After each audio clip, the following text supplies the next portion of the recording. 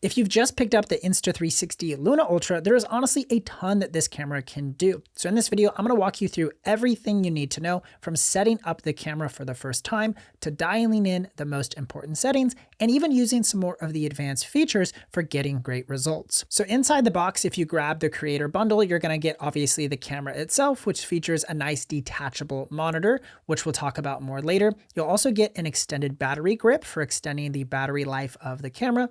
You'll also get a wide angle lens that snaps onto the front of the Luna's cameras to be able to extend your field of view when recording videos. You'll also get one Insta360 Mic Pro for enhancing your audio for recording wireless audio. You'll get a standard base for connecting the camera to tripods, and both feature a built-in tripod, which is pretty fancy. And you'll get a hard shell carrying case, which the camera can fit inside of, as well as a few accessories and a soft padded carrying case that fits everything we just mentioned. Now, looking at the physical controls of the Luna Ultra, most of what you need is actually going to be right there on the detachable monitor and controls. So there's actually physical controls like a joystick and a zoom rocker and a record button, and a couple of custom buttons that are right underneath that touchscreen. And then the touchscreen itself, you can swipe from multiple directions to access different camera settings and adjustments that you would need. But pretty much those are the main controls that you'll have access to. I do want to zoom in on this monitor because it is really cool. Like I said, it actually detaches from the camera and you can use this remotely, which is really cool. Just give it a second or two. It'll say preparing touchscreen. And now you're able to use this wirelessly. And there's actually even a built-in microphone to the top of the unit if you want to record audio and still be heard away from your camera. So that's a really cool feature. But beyond that, you can actually start and stop recordings away from the camera. You can also view your real-time tracking information and just monitor your full-on video setup wirelessly with this remote. This is pretty cool for solo creators who want to leave their camera a little bit further away and try to get some more creative looking shots out of the Luna Ultra, but want to be able to see your composition without being super close. Now, looking at this joystick, it kind of operates just like you would expect. If you move it from left to right, the camera will actually move in that same manner, and up and down, it will tilt the camera up and down. If you triple click the joystick, it will actually flip around and face towards you. And then if you triple click again, it will turn back and face away from you. To the right of that joystick is where the zoom control is. So as you push up on the zoom control, you'll zoom in and you can zoom all the way into 12 times zoom, which is digital zoom. There are two lenses on this camera though, so you're able to have optical zoom as well, which we will talk about. And then if you push down, you can zoom back out. On the touchscreen, you can also cycle through some preset zoom options like 2x, 3x, 6x, and also 12x zoom. So that's really nice if you want some shortcuts. And then if you press it again, it'll cycle back to 1x. And right below your touchscreen are a couple of custom function buttons that you can actually customize. If you swipe down from the top of the screen and then swipe over to custom buttons, you can decide what you want those buttons to be. So the one on the left, I actually have set to flip the camera, so I don't have to triple click the joystick in order for it to instantly flip into selfie mode. And the one on the right, I have set to exposure compensation value, so I can quickly adjust that. And both of these buttons also have a double press function as well. So if you press it one time, it'll perform one operation. And if you press it twice, it will perform a second operation. Now let's talk about some different resolutions and frame rates. So if you swipe up from the bottom of your menu screen, this is a quick and easy way to access your resolution and frame rates. And as you'll see, the top resolution would be 8K video up to 30 frames per second, which is wild out of a small gimbal pocket style camera like the Luna Ultra. Can shoot up to 8K at 30 FPS. Most people would probably like to film in 4K video though. That's typically what I do for YouTube. And there's a ton of frame rates available from 24 frames per second all the way up to 120 frames per second in 4K resolution.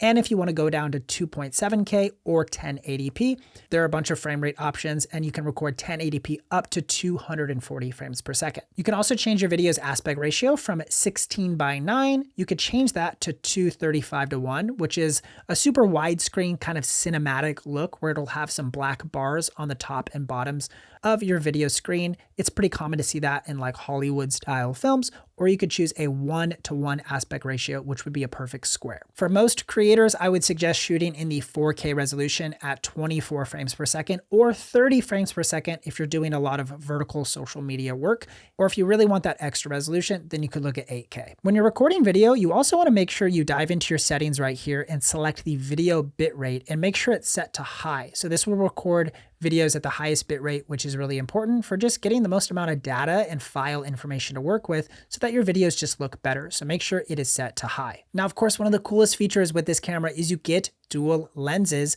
which is awesome for different focal lengths. So the main lens actually features a 1-inch sensor, which is going to get you beautiful image quality. It's an aperture of f1.8, and it's the equivalent focal length of 20 millimeters. So that's a nice wide focal length for vlogging and getting nice landscapes. Then as you zoom into the 3x lens, you're leveraging a 1/1.3-inch sensor, and the maximum aperture value you have now is f2.0, and that's going to be the equivalent of about a 60 millimeter focal length. So a much tighter shot for getting tighter details and emphasizing your focus on a specific subject. You can also zoom in up to 6x, which they call lossless, which basically means you're not going to lose a bunch of image quality even at 6x. It's still going to look really good.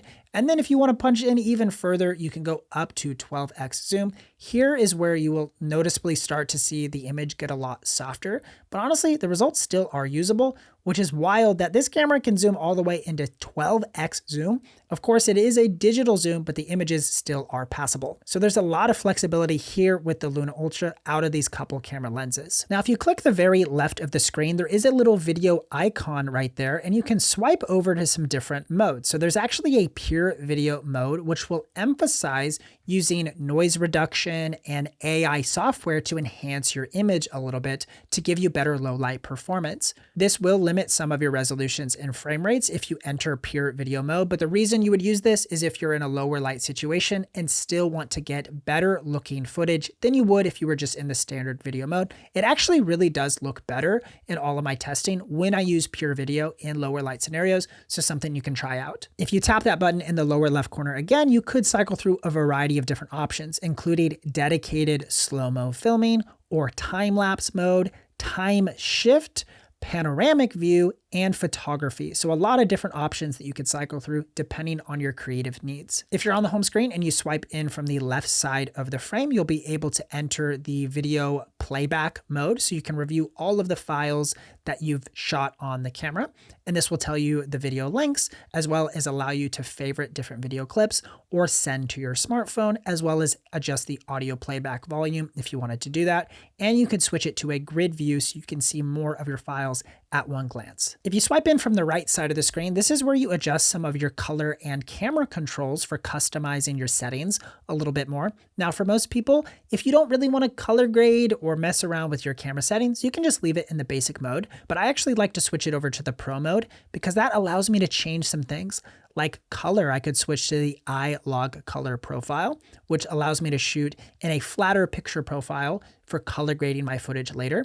This also allows for a custom white balance depending on where I'm recording. You can also adjust some exposure options like your ISO in setting a specific ISO value, or even your shutter speed if you want proper motion blur in your videos. This is how you would adjust some of those settings. There's also some recipes you can add from the Insta360 app that add a little bit of a creative look to your footage if you want to add some of those custom recipes. So if you feel comfortable, just try out the pro mode and see if you enjoy having a little more customization out of the Luna Ultra. Now, if you swipe down from the top of the screen, this is where you access the main menu, features, and settings. You can really customize a ton with the Luna Ultra here. The first thing I'll show you, if you swipe left one page, it will reveal the internal storage and the micro SD card storage that you have available on the Luna Ultra. So it'll show you how much you have space remaining on the internal, as well as your micro SD card, and you can click storage management to format those cards if you want to erase all of the memory inside of them. Swiping back over to the main menu, you can adjust your brightness with that little sundial right there, and you can adjust your monitor brightness up or down. You can also click the audio indicator button, and this will allow you to change if you want audio signals or prompts. When you click a button or hit record, it will make a little ding sound or those sound effects. I actually have mine set to mute. I don't really love when I'm hearing all those sounds, but if you want those on, I would keep it on low or medium because high is actually super loud and I wouldn't really recommend that. The next icon here is to decide if you want the Luna to be shooting in horizontal landscape mode or portrait vertical mode, or actually you could set it to auto switch the orientation based on the position and orientation of the monitor. So if the monitor is vertical, it'll shoot in vertical orientation. And if you swap it to horizontal, it'll be shooting in horizontal. The next setting you want to know are your gimbal modes. So this is really important. A lot of people just leave their gimbal in one gimbal mode and they don't even know that they can change it. So the first one is roll lock. So this is ideal for daily vlogging. It's going to keep your frame really level and lock the roll axis. The next option is roll and tilt lock. So this keeps the frame really level and even the tilt fixed. So this is ideal for kind of dolly and pan shots that it says, and your gimbal is going to try to stay as stable as possible. The next option is FPV. So this follows handheld movement in all directions. So if you move the gimbal any direction, left, right, up, or down, it's going to try to follow it in a FPV kind of style. And then there's additional FPV V mode, which is pretty similar. It'll just follow the gimbal in all directions. Most of the time, I actually keep this in the roll lock mode because I'm vlogging or just filming standard B-roll with the Luna Ultra, but you can change the gimbal mode depending on what you're recording. Now, as we swipe over, there are a couple of audio settings I want to touch on. You can click the audio settings button, and this will show you which microphone is currently selected. Right now it says the built-in microphone, but if I detach the screen, we can also see that there is the built-in microphone on the monitor that you can select as an option. You can select some sound effect settings if you want to change your settings from stereo to mono mode, as well as the audio mode, like if you want auto wind noise reduction or voice enhancement. You can play around with some of these settings to see which work best for you. There's also sound direction if you want omnidirectional sound coming from all around the gimbal, or you could choose front and rear if you're asking somebody questions right in front of the camera. It will try to prioritize picking up audio from in front and behind the camera as well. Or you could select front if that's what you'd prefer. If you back out of that menu and then select wireless microphone, this is where you're actually able to connect up to 2 wireless microphones. And if you purchase the Creator Combo Kit, it will come with 1 wireless mic pro, which is awesome. You can use that, but you could actually connect a second one as well for 2 sources of audio. And you can control a bunch of your Mic Pro settings directly from the Luna Ultra, including your directional pickup patterns, auto gain if you want that on or off. 32-bit float audio recording is great. You can enable that directly from the Luna. And you have a bunch of other audio settings you can adjust as well. Some other settings you might want to be aware of would be gesture controls. So if you swipe to the final page of the menu settings, you'll see gesture control right there. You can turn that on, and this will allow you to have a couple of gestures you can do. If you put your palm up, it will start or stop recording videos when the Luna senses that you actually perform that action. A really cool way to be hands-free from your device and start recording and stop recording videos. And the same thing actually goes with photo mode, but you would just hold up a peace sign if you're in the photography mode. It will take a photo for you just a second or two after it sees that peace sign. If you swipe back over to the settings icon, this is where there are a few additional settings you might want to access, like your Wi-Fi settings. This is where you connect the Luna to Wi-Fi, so that's really important to know. You can also adjust your zoom speed here from medium and select slow or fast. Inside of general, you can select your gimbal startup direction, which is really cool. So if you're often filming yourself in selfie mode, you can select that the gimbal actually starts up in a backwards orientation when you flip open the screen or just turn on the gimbal. It will make sure it's already in selfie mode, or you could actually set it to be the last shutdown orientation, which is pretty cool. Now, when it comes to transferring files from the Luna to your computer or smartphone device, how do you do this? Well, there is an app that will allow you to transfer files if you want to get them onto your smartphone. So you'd want to use that app to transfer files from the Luna directly onto your smartphone. Additionally, you could pop out that micro SD card and then plug that SD card into your computer if you want to transfer files that way and back them up onto your computer. And then finally, you can actually run a USB-C cable directly from the Luna into your computer and transfer files that way. When you do this, it will actually read the micro SD card and the internal storage as separate devices. So you can look for your files in either of those locations, depending on where you recorded your content. Now, a few things I think beginners should be aware of. Just because this camera can shoot in 8K does not mean you always need to be shooting in that highest resolution. It really does take up a lot of file storage.